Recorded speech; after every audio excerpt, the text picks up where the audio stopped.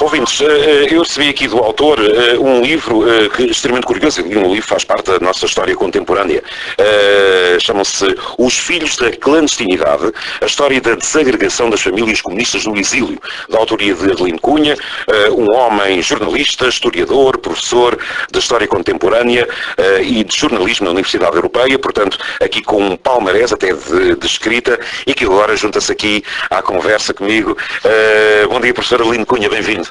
Bom dia, Zacarias. Muito bom dia e muito obrigado pelo convite. Muito obrigado por estar em direto comigo.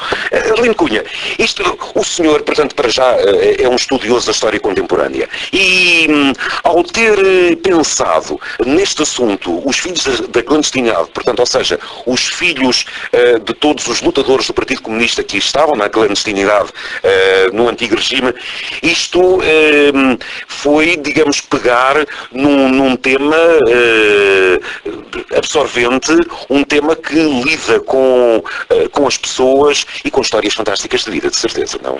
Exatamente. Aliás, este livro, num certo sentido, quase que diria que é filho do livro anterior. Eu tinha feito uma biografia sobre Álvaro Cunhal. Exatamente. E comecei a perceber, de facto, que além do Álvaro Cunhal e de todos aqueles dirigentes que durante a década de 40, 50 e 60 tinham vivido clandestinos, ou seja, com uma vida falsa, com uma personalidade falsa, havia também aqui assim outra história que estava por contar ainda.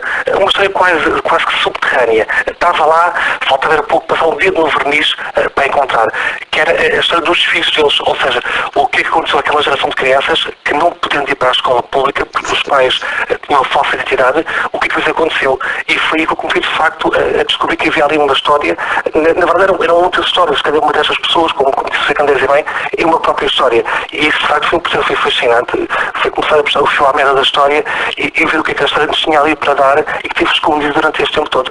Numa situação destas, eu costumo dizer, numa situação destas, um livro não se conta, um livro indica-se, porque quem quiser que vá ler o seu, que vá ler, e ao que interessa, é assim, Adelino Cunha, estamos a falar da história recente de um país, em que se calhar você põe também aqui o seu cunho jornalístico, ao fim e ao cabo, da entrevista, da investigação, da pesquisa, mas tudo isto chega-se à conclusão que é um livro de grandes sentimentos, ou seja, como é que é, sem obviamente referir nomes, porque há nomes em causa, até porque tudo isto tem mesmo titulares, porque estamos a falar da nossa história, como é que é, muitas vezes, colher opiniões ou colher sentimentos de pessoas que diziam e que quando conheciam os seus pais, ou quando chegavam ao pé dos seus pais, diziam: eu não te conheço de lado nenhum, tu não és o meu pai, nem és a minha mãe. Isto é um pouco, digamos, o perfil do livro, não? Eu tenho que ser aqui completamente honesto. Houve aqui uma parte do livro, embora seja um livro de história, que foi também, do ponto de vista pessoal, como homem, foi também dolorosa para mim. Eu tenho uma filha com 11 anos e pergunto-me, será que eu tinha tomado uma decisão idêntica? Será que eu não teria tomado? Na minha parte, não há dúvidas nenhumas, jamais teria tomado. Mas também não sou capaz de fazer um juízo de valor sobre o que é bom. E isso para mim foi muito importante. Aliás, até peço desculpa, até porque alguns destes meninos ou destes filhos, hoje adultos e avós, há uns que dizem mesmo que, digamos, não sentem qualquer mágoa em relação à circunstância, até porque era fruto da própria circunstância, não era? É isso que os Candeias, ou seja, há uma parte das crianças que encaram esta experiência do exílio, isto é uma experiência que é traumática, que é violenta. Aliás, há um verso do Alberto muito interessante que diz que todos os lugares são um estrangeiro e estas crianças perderam a sua pátria, perderam o contacto com a língua portuguesa, passaram a falar russo e não conheceram os pais. Há um caso de um que perguntou uma vez ao Álvaro Cunhal: como é que eu me chamo? E o Álvaro Cunhal fez uma coisa muito curiosa. Exatamente, dê esse exemplo. Dê. Ele escreveu o nome dessa criança no papel, virou para a criança leu e ele disse: já decoraste? Ele disse: já. E o Álvaro Cunhal depois rasgou o papel. Esta clandestinidade identitária foi uma coisa que marcou muitas crianças. Algumas delas reconciliaram-se com as famílias e regressaram, mas tenho que ser sincero, uma parte das crianças, hoje homens e adultos, rompeu e a ruptura prolongou-se durante este tempo todo. Dizem isso que o José disse há pouco, se não foram meus pais durante estes 10 anos, por que acontecer agora? Até porque estas crianças viveram, estamos a falar, elas iam, portanto, para uma cidade na antiga União Soviética, para uma escola que, se a memória não me falha, tinha sido criada para receber os filhos dos refugiados da Guerra Civil de Espanha, e que depois, portanto, foi recebendo filhos de lutadores do Partido Comunista de vários países do mundo, onde se incluiu Portugal. muita racionalidade, muita frieza, num espírito muito frio naquela altura. E isso marcou as crianças, não? José Cadeiros, eu vou, se permite, eu vou discordar ligeiramente neste sentido. É que esta escola, de facto, é verdade, como disse o José Cadeiros, é uma escola que ao longo da década de 30, 40, 50 e 60 e por aí fora, vai recebendo tudo o que são filhos revolucionários, chilenos, iranianos, ou seja, conforme o movimento comunista tem fluxo ou refluxo, Exato. há mais ou menos crianças que vão, e esta escola transformou-se verdadeiramente, numa espécie de família de substituição para os portugueses. Aliás, eles ainda hoje se reúnem todos anualmente, de todas as nacionalidades, e exatamente eles como irmãos. Ou seja, esta ruptura, a perda da pátria no interior no sentido até geográfico, fez com que as crianças se reconstituíssem e se reconstruíssem em Ivanov nesta escola, neste âmbito internacionalista. O que é que eles tinham em comum aqui? Eram todas crianças que estavam fora das suas famílias e tinham como o facto dos pais serem revolucionários, mas revolucionários especiais. Ou seja, eram profissionais. O que implicaria que eles tivessem que pagar o custo, neste caso era o custo da ruptura familiar. Portanto, Ivanov é também isso. E, no fundo, é um local geográfico e emocional onde se reconstituem como homens e como jovens adultos a seguir. Mas é claro que tudo isto porque a presença das crianças em casa e cá em Portugal, havia muitas que iam para casa de familiares, não é? Mas a presença punha sempre em risco o trabalho político da clandestinidade, não era? José Cadeiros, esse ponto é muito importante. Porque, de facto, durante a década de 40, de 50, as crianças iam aprender com os pais, com os tios, com os avós, com outras pessoas que estavam fora das suas famílias. O que é que muda aqui nesta altura? Porque é que começou a União Soviética? Porque o Alverniel foge de Peniche. Exato. E preocupa-te porque diz ao Alverniel que a única alternativa que ele tinha era ir para o estrangeiro, porque se ele fica no interior, se volta a ser capturado por uma quarta vez, provavelmente será a prisão perpétua. E é isso que leva ao Alverniel para a União Soviética, e é isso que permite que o PCP, pela primeira vez na sua história, tenha parte da direção no exterior e que crie condições para que as próprias crianças comecem elas a ir para o exterior. Ou seja, há aqui uma ruptura histórica. Até porque Álvaro Cunhal defendia que a revolução deve-se fazer cá dentro e não fora, não era? Exatamente. Aliás, ainda hoje. Embora o comunismo seja uma ideia extraterritorial, para o PCP, o interior foi sempre, ainda hoje, o lugar da legitimação revolucionária. Exatamente. A revolução tinha que ser feita dentro do país, com as massas e com o povo. Mas o Alverniel foi muito hábil neste sentido.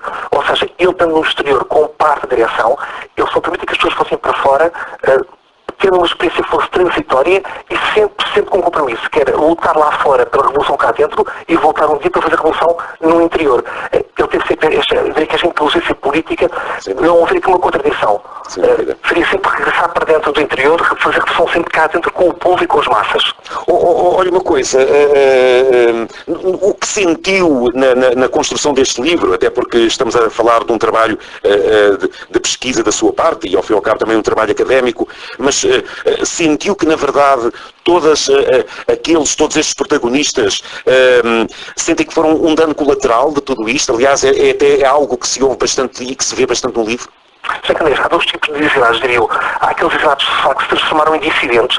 Dissidentes do ponto de vista interior, aquele da Aventura, o Carlos Brito, o Flávio Torres, pessoas que assumiram o ruptura do Partido Comunista, e houve outros que tiveram a mesma experiência, nas mesmas circunstâncias, fosse em Bucareste, fosse em Praga, e que ainda hoje são orgulhosos militantes comunistas. O caso da Tengarrinha, por exemplo, que fala das memórias do exílio, até com um caráter heróico, que fala do Stalingrado, das visitas que fez a locais simbólicos, e outras pessoas que rememoram esta experiência como uma coisa traumática, como a Querida Aventura, que até fala da Primavera de Praga como uma espécie de limite que levou para o hospital porque as pessoas vissem sangue. Ou seja, há aqui duas situações extremas. Exato. As pessoas viram o exílio com muita intensidade e de forma traumática. Houve outros que utilizaram o exílio de forma heroica como a Tengarrinha. Houve outros, de facto, nos José Candeias muitíssimo bem, que mantiveram para sempre e até o final da sua vida esta ruptura afetiva e política com o Partido Comunista. São situações extremas que provocaram também elas reações e depois experiências extremas. É um livro, afinal, de história, mas é um livro de muitos sentimentos. Diria que é talvez as duas grandes palavras que me surgem agora. Uma grande história e muito sentimento, não é, Adelino? Muito obrigado, José Candeias. Eu revejo lindamente essa frase e é isso mesmo. É um livro de história, com letra maiúscula, na sentido da geografia, mas também é um livro de histórias, do story, no sentido inglês. É exatamente isso. É um livro de história com pessoas lá dentro. É também essa história que eu estou a tentar fazer há algum tempo, que é fazer história, mas com pessoas. Não é aquelas grandes metanarrativas sobre o comunismo, são as pessoas, são os comunistas. São livros, Adelino Cunha, até porque está aqui um grande, digamos, uma parte jornalística bastante interessante neste livro. E por isso eu até também lhe pergunto pergunto isto. Este é um livro, por exemplo, essencial para nos contar a nossa história recente de uma forma diferente. Porque às vezes o problema é que a gente ouve as 25 de Abril, histórias disto, a Revolução, e às vezes faltam estas histórias, estes danos colaterais, estas histórias paralelas. Este livro veio ao encontro desse princípio. Adelino Cunha. Eu vou ser honesto, eu vou ter a humildade de dizer que não tenho a certeza se este livro não é um livro que é essencial, mas tenho uma convicção, é que é uma peça, ou seja, é alguém que está a tentar acrescentar mais peças à engrenagem. E nesse sentido, quem estiver a fazer a história destes últimos 42 anos, ou se quiser fazer a história toda contemporânea desde o início da literatura, eu acho que pelo menos poderá passar por este livro e pelos outros, porque encontrará aqui uma perspectiva diferente dos outros livros de história. É um livro que tenta ser rigoroso do ponto de vista da historiografia, mas também tenta dar outra perspectiva da história. No fundo é a história de baixo para cima, a micro-história, a história também das emoções que também está presente, sem dúvida nenhuma. Adelino Cunha, muitos parabéns, mais não se conta, é um livro que está nos escaparates, um livro muito interessante, um livro que conta a nossa história, a história da desagregação das famílias comunistas no exílio, os filhos da clandestinidade, aqui da Esfera dos Livros, da autoria de Adelino Cunha, com quem tive o prazer de falar. Adelino Cunha, foi um prazer, aguardemos mais obras suas, mais grandes histórias da nossa